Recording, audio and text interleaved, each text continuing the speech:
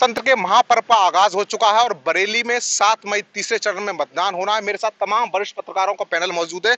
इस बार पहली बार ऐसे देखने को मिल रहा है कि बसपा का जो पर्चा था वो निष्कासित होने के बाद बरेली में क्या समीकरण बनना है। अब बरेली की अगर बात करें तो बरेली में समाजवादी पार्टी और जो बीजेपी है उसकी कड़ाके की टक्कर सामने देखने को मिल रही। तमाम पत्रकार एक बार इन लोगों से ही पूछ लेते हैं क्या समीकरण है, क्या नाम है और इस बार बरेली के क्या समीकरण बनना है। देखिए मनी, मेरा नाम दीपक शर्मा है और मैं यहाँ लंबे समय से पत्रकार हूँ। अपना टीवी चैनल में रहने के बाद से बरेली की पत्रकारिता के दौरान मैंने बरेली की राजनीति को बड़ी करीब से देखा है। लगातार बरेली पे 8 बार से सांसद संतोष गंगवार थे, जिनका एक क्षेत्र राज का था। उनका जो स्वभाव था, उनका जो व्यक्तित्व था, वही उनकी पहचान था, वही उनकी जीत का कारण था। क्योंकि इस क्षेत्र को माना जाता है कि यहाँ कुर्मी बाहुल इलाका है। संतोष गंगवार की तमाम मतदाताओं पर एक पकड़ थी। कितना भी कोई नाराज हो, वो अगर उनसे 2 मिनट बात कर लेता तो संतोष जी उसको मना लेते थे। इस बार भाजपा ने उनका टिकट काटकर यहां संघ के पृष्ठभूमि के बहेड़ी के पूर्व विधायक, पूर्व मंत्री छत्रपाल गंगवार को टिकट दिया है। कुछ नाराजगी थी शुरुआत में उनके टिकट कटने के बाद से, मगर अब लगभग भाजपा के पूरे परिवार ने, आरएसएस ने उस पूरी नाराजगी को भुनाने का जो दूसरे दल काम कर रहे थे, समाजवादी पार्टी काम कर रही थी, उसको मना लिया। लगभग जो नाराजगी थी वो खत्म हो गई। अब पूरी भाजपा इस बार छत्रपाल गंगवार को चुनाव लड़ा रही है। वहीं समाजवादी पार्टी से पूर्व सांसद प्रवीण सिंह ऐरन को गठबंधन इस बार अपना प्रत्याशी बनाया है, उम्मीदवार बनाया है। ऐरन भी फाइट में है, मगर अब सबसे बड़ी बात यह कि पहली बार ऐसा हुआ है कि यहाँ बहुजन समाजवादी पार्टी का सिंबल नहीं होगा। बहुजन समाजवादी पार्टी के टिकट पर कोई चुनाव नहीं लड़ रहा है। तो इस बार जो जो वोट है, जो बहुजन समाजवादी का लंबे समय से जो वोट उनके साथ जुड़ा है, जो उनका काडर वोट है, जो उनका मुस्लिम वोट है, वो इस बार दुविधा में है। वो इस बार कहीं ना कहीं दाएं बाएं जाने की कोशिश है जो की जा रही है। कहा जा रहा है कि जो उनका काडर का वोट है वो इस बार बीजेपी के साथ जाएगा, जो मुस्लिम वोट है वो कुछ गठबंधन के साथ जाएगा, तो कुछ और निर्दलीय प्रत्याशी भी उनके साथ जाएगा। मगर यहाँ कड़ाके की टक्कर है देखने को मिल रही है गठबंधन प्रत्याशी और भाजपा प्रत्याशी के बीच में। फिलहाल अभी जो चुनाव चल रहा है उसको लेकर जो लोगों से बातचीत हो रही है, उसमें कहीं ना कहीं छत्रपाल गंगवार हावी दिख रहे हैं। क्या माना जाए, बहन जी ने जिस हिसाब से फैक्टर करा कुर्मी फैक्टर वो अब खत्म हो गया है, तो उसका फायदा क्या बीजेपी को कितना देखने को मिलेगा? देखिए, बसपा ने जिस तरह से राष्ट्रीय अध्यक्ष मायावती जी ने इस बार जो समीकरण बनाकर टिकट दिया था, छोटेलाल गंगवार को बनाया था। लग रहा था कि छोटेलाल गंगवार इस बार दमखम से चुनाव लड़ेंगे। 1996 में वो समाजवादी पार्टी के टिकट पर विधायक बनकर आए थे। वो लगातार तमाम कई दलों में साथ रहे। छोटेलाल गंगवार खुद कह रहे थे कि इस बार जो संतोष जी की नाराजगी है, जो 8 बार लगातार इस सीट से सांसद थे, उनकी जो नाराजगी है वो उसको भुनाने का काम करेंगे। काडर का वोट रहेगा, मुस्लिम वोट रहेगा, कुर्मी वोट रहेगा और अन्य बिरादरी का वोट मिलेगा। इस बार वो जीत के दावे कर रहे थे, वो जीत कर कहीं ना कहीं लोकसभा जाने का काम करेंगे। मगर जब छोटेलाल गंगवार का टिकट ही कट गया है, तो इस बार वो कहीं ना कहीं जो बसपा का कैडर वोट है वो कहीं ना कहीं दाएं बाएं जाएगा या गठबंधन पे जाएगा। तो ये कहा जाए गठबंधन पे जो मुस्लिम है, जो बसपा के साथ है, जो लंबे समय से उनके साथ है, वो इस बार बसपा के साथ रहेंगे। और जो जो कहा जा रहा है, जो उनका कैडर वोट है, जो हमेशा से बीएसपी जिसका दावा करती है, जिसके दम पर वो कई बार 4 बार मुख्यमंत्री मायावती बनी है उत्तर प्रदेश की, वो कहीं ना कहीं इस बार बीजेपी की ओर जाता दिख रहा है। हमारे साथ अमित जी वरिष्ठ पत्रकार। अच्छा, लंबे समय से आप पत्रकारिता कर रहे हैं, इस बार क्या समीकरण बनना है? जैसे बहन जी ने अपना क्या कुर्मी वोट के लिए फैक्टर चलाया था, दाव खेला था, वो खत्म हो चुका है। अब कितना भाजपा को फायदा मिल रहा है? आपके समीकरण क्या है? बरेली लोकसभा की अगर हम बात करें तो इस बार सीधी फाइट भाजपा वर्सेस गठबंधन है और सीधी फाइट है। हालांकि लोगों में भाजपा को लेके महंगाई या तमाम जो अन्य विपक्षी दल थे जैसे मुद्दे उठाते रहे कि महंगाई बढ़ गई भाजपा सरकार में, तमाम और रोजगार नहीं मिल रहा है, तो इन सब मिथ्या को तोड़ते हुए प्रधानमंत्री जी ने जिस तरीके से काम किया है, लोगों को विश्वास और आस्था से जोड़ा है, तो लोगों में उनके प्रति और उनके विश्वास बढ़ा है और निश्चित ही लोग भाजपा के प्रति इस बार भी मजबूती से सामने आएंगे और मुझे नहीं लगता कि कोई और दल उसे कम्पिटिट कर पाएगा। भाजपा इस बार भी पूरी तरीके से फुल स्वीप में अपनी सरकार के लिए आगे बढ़ेगी। बरेली लोकसभा में मुस्लिम अच्छे वोट, 35% वोट माना जाता है। क्या लग रहा है मुस्लिम का क्या समीकरण बनना है? बसपा चूंकि इस समय बिल्कुल जो प्रत्याशी था निष्कासित कर दिए गए हैं और अब कोई फाइट में नहीं है, तो मुस्लिम के पास अब कोई विकल्प और बचा नहीं, क्योंकि कांग्रेस और समाजवादी पार्टी की जो नीतियां थी वो मुस्लिम समाज बखूबी अच्छे तरीके से समझ सका है कि हम भाजपा को समाजवादी पार्टी को वोट कर रहे हैं तो वो भी कांग्रेस में जा रहा है और कांग्रेस के कर रहे हैं तब भी आपसी मिलीभगत के चलते अब तक की राजनीति गठजोड़ से चलाते आए। लेकिन अब मुस्लिम वर्ग भी एक बड़े समाज में, अगर हम पसमादा की बात करें तो पसमादा फुल फ्लैश में भाजपा के साथ जुड़ा है और अन्य जो अच्छे वर्ग के जो मुसलमान हैं, जो अपर कास्ट हैं, वो भी भाजपा के साथ जुड़े हैं। तो भाजपा को इस बार मुस्लिम का भी बड़ा सहयोग मिलेगा। 3 तलाक, तमाम महिलाओं के मुद्दे उठाने के बाद भाजपा सरकार ने जिस तरीके से काम किया, तो इस बार मुस्लिम वोटर्स का भी बड़ी संख्या में भाजपा को मजबूती के साथ वोट पड़ेगा।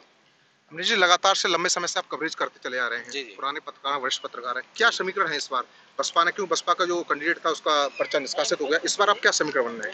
देखो, बरेली में समाजवादी पार्टी का जो अपना परंपरागत वोट बैंक है मुस्लिम और यादव, उसको लेकर वो चुनाव लड़ रहे थे। दूसरी तरफ जो प्रत्याशी हैं वो 8 बार के सांसद संतोष गंगवार थे। उनका टिकट कटने के बाद कुर्मियों में एक बड़ी नाराजगी थी, तो भाजपा ने उस डैमेज कंट्रोल करने के लिए यहाँ कुर्मी प्रत्याशी उतारा, छत्रपाल गंगवार को। तो बसपा ने कुर्मी प्रत्याशी उतारा ताकि जो है कि कुर्मी वोटों की जो नाराजगी है उसको वो कैश कर लें। लेकिन वो नामांकन में गलतियों की वजह से उनका वोट खारिज हो गया, उनका नामांकन पर्चा खारिज हो गया। तो अब केवल और केवल जो है सपा के जो कैंडिडेट हैं प्रवीण सिंह एरन और भाजपा के छत्रपाल गंगवार, उन दोनों लोगों के बीच में फाइट है। अब इसमें देखना ये है कि सपा का जो अपना परंपरागत वोट है मुस्लिम और यादव, उसके साथ प्रवीण सिंह एरन आते हैं बनिया बिरादरी से। बनिया जो वोट है वो भाजपा का वोट माना जाता है, पूरा वोट बैंक है।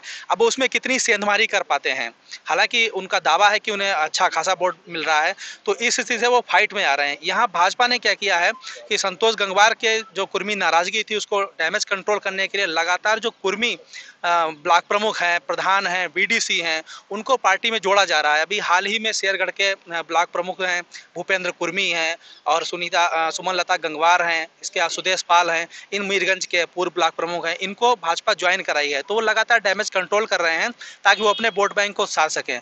जो बसपा का वोट बैंक है, उनका अपना कैडर वोट बैंक, जाटा वोट बैंक है, वो भाजपा में शिफ्ट हो रहा है। उसमें कुछ परसेंटेज वोट इंडिया गठबंधन को भी जा रहा है। इसमें नया एक जो वोट बैंक था मुस्लिमों का, जिसमें मुस्लिमों का कुछ परसेंटेज वोट जो है यहाँ आला हजरत दरगाह जो है धार्मिक दरगाह है और उसके प्रभाव में रहता है। तो मौलाना तौकीर रजा ने अभी हाल ही में इंडी गठबंधन को समर्थन देने का ऐलान किया, लेकिन इसमें उन्होंने कहा कि वो सपा को अपना जो समर्थन नहीं दे रहे हैं और इंडी गठबंधन को दे रहे हैं। अब बरेली में जो प्रवीण सिंह एरन प्रत्याशी हैं वो सपा के हैं। अब देखना है कि उनकी जो उन्होंने अपील की है वो मुस्लिमों पर कितना प्रभाव डालती है कि वो इंडी गठबंधन करेंगे और सपा को नहीं करेंगे। अब यहाँ इंडी गठबंधन सपा का प्रत्याशी एक ही है। अब देखना है कि मुस्लिम अगर एक मुश्त वोट डालता है इंडी गठबंधन के प्रत्याशी को, तो ये सीट जो है फाइट में रहेगी। और अगर मुस्लिम वोट जो है डिवाइड होता है तो ये भाजपा की मजबूत सीट है, परंपरागत सीट रही है, इसलिए भाजपा इस सीट को आसानी से जीत सकती है। क्योंकि मुफ्त राशन जो देश के करीब जो है 80 करोड़ लोगों को मुफ्त राशन मिल रहा है, बरेली में भी लोगों को मुफ्त राशन मिल रहा है, आयुष्मान योजना है, इसका भी लोग सीधा लाभ ले रहे हैं। तो और अभी जो राम मंदिर एक बड़ा मुद्दा था, जो बरेली से भी कम यहाँ से 80 बसें गई थी वहाँ दर्शन करने के लिए, और ये भी कहा गया था कि भाजपा के जो पदाधिकारी हैं वो यहाँ से जाने वालों की व्यवस्था करेंगे, लोग जाके दर्शन कर रहे हैं। तो जो हिंदुत्व का कार्ड है वो भी भाजपा ने जमकर खेला है। तो इसलिए माना जा रहा है कि ये सीधी टक्कर है, लेकिन भाजपा यहाँ काफ़ी अच्छी और मजबूत स्थिति में है।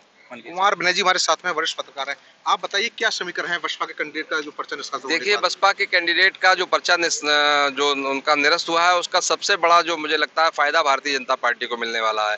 मैं अपने अनुभव से बता सकता हूं, काफी लंबे समय से मैं पत्रकारिता कर रहा हूं। जो बहुजन समाज पार्टी का जो कैडर वोट है वो परंपरागत रूप से समाजवादी पार्टी की तरफ जाना नहीं जाता है। चाहे 2019 का आप गठबंधन देख लीजिए, उसमें भी जिन सीटों में समाजवादी पार्टी थी उसमें भी बीएसपी का वोट ट्रांसफर समाजवादी पार्टी को नहीं हुआ। ऐसे में अब यहाँ पे सिंबल ही नहीं है समाजवादी, उसमें बहुजन समाज पार्टी का ईवीएम में। तो मेरा अपना अनुभव ये है कि उसका ज्यादातर वोट जो है वो इंडी गठबंधन को ना जाके भारतीय जनता पार्टी को जाएगा। तो छोटे लाल गंगवार का बसपा से जो पर्चा निरस्त हुआ है उसका सबसे बेनिफिट जो है वो सीधे मिलने जा रहा है भारतीय जनता पार्टी को, क्योंकि कुर्मी थे, अगर वो खुद खड़े रहते तो शायद कुछ ना कुछ अपनी जाति में कुछ सेंधमारी करते, पूर्व विधायक भी है। तो ऐसे में भारतीय जनता पार्टी की परंपरागत सीट भी है और ऐसे और जो समीकरण बन गए हैं उसमें देखा जा रहा है कि और कोई विकल्प भी नहीं है। जो और सबसे बात जो दूसरी तरफ प्रवीण सिंह एरन समाजवादी पार्टी के हैं। बरेली के बारे में एक बात और कहना चाहता हूं कि बरेली में समाजवादी पार्टी आज तक जीत नहीं पाई। उसका सबसे बड़ा कारण यह है कि यहाँ जो समाजवादी पार्टी का परंपरागत वोट यादव और मुस्लिम माना जाता है। मुस्लिम तो अच्छी तादाद में, यहाँ 30 से 32% मुसलमान हैं, मगर यादव वोट बैंक यहाँ नहीं है। अब यादव की भरपाई करने के लिए कोई ना कोई एक चंक बड़ा वोट बैंक आपको चाहिए। प्रवीण सिंह एरन बनिया बिरादरी से आते हैं, बनिया बिरादरी बीजेपी से जुड़ी हुई है, तो ऐसे में वो बहुत ज्यादा सेंधमारी उसमें नहीं कर पाते हैं। जो पहले भी उन्होंने चुनाव लड़ा है, चाहे इससे पहले सुप्रिया एरन ने चुनाव लड़ा 22 के चुनाव में।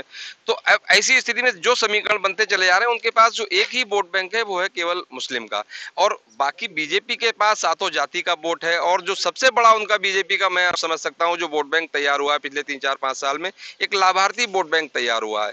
वो चाहे हिंदू हो, चाहे मुसलमान हो, पिछड़ा हो, अगड़ा हो, दलित हो, उसमें एक लाभार्थी वर्ग ऐसा तैयार हुआ है जिनको तमाम गरीब लोग हैं, उनको तमाम योजनाओं का लाभ मिल रहा है।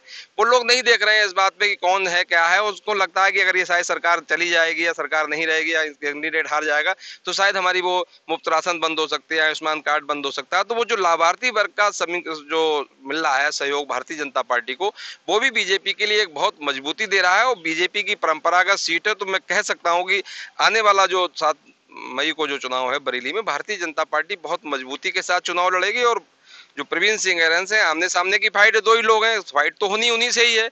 मगर जो बीजेपी है वो बहुत अच्छे अंतर से मुझे लगता है कि इस सीट को जीतने जा रही है। तो देख सकते हैं तमाम वरिष्ठ पत्रकारों का पैनल हमारे साथ मौजूद था। पूरे बरेली लोकसभा सीट के समीकरण बनाया। वीन्यू जर्नलिस्ट संजीव के साथ मनवीर सिंह, TV9 बरेली।